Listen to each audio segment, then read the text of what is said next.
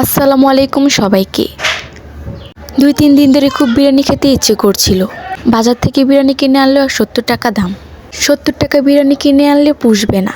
তাই ভাবলাম আজকে বাড়িতে বিরিয়ানি বানিয়েই ফেলি, পরিবার মিলে সবাই মিলে খেতে পারবো। তাই আজকে চলে গেলাম বিরিয়ানি প্যাকেট কেনার জন্য।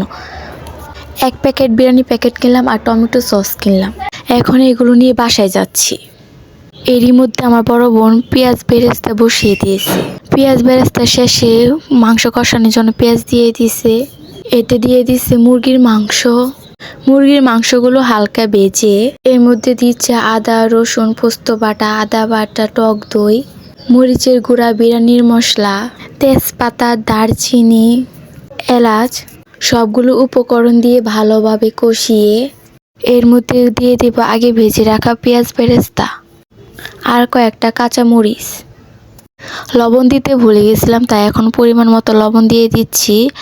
আর দিচ্ছি টমেটো সস।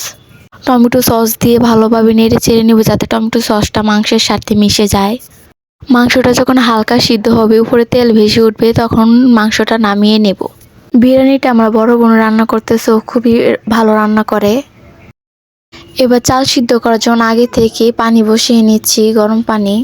বিরিয়ানি রান্না করার জন্য বিরিয়ানি ডেকটা বসিয়ে নিলাম। এর মধ্যে দিয়ে দিচ্ছি তেল আর দিচ্ছি তেজপাতা, খালগুঁড়া, শুকনা মরিচ, লবঙ্গ, এগুলো দিয়ে বাগার দিয়ে দিব। এগুলো হালকা ভেজে উঠলে দিয়ে দিচ্ছি পোলাও চাল। পোলাও চাল কিছুক্ষণ ভাজবো তেলের মধ্যে। পোলাও চাল ভালোভাবে ভেজে এতে দিয়ে দিচ্ছি গরম করে রাখা গরম পানি। গরম পানিটা আগে মেপে রেখেছিলাম। আর দিয়ে দিচ্ছি 1 কাপ দুধ, সাথে একটু লেবুর রস।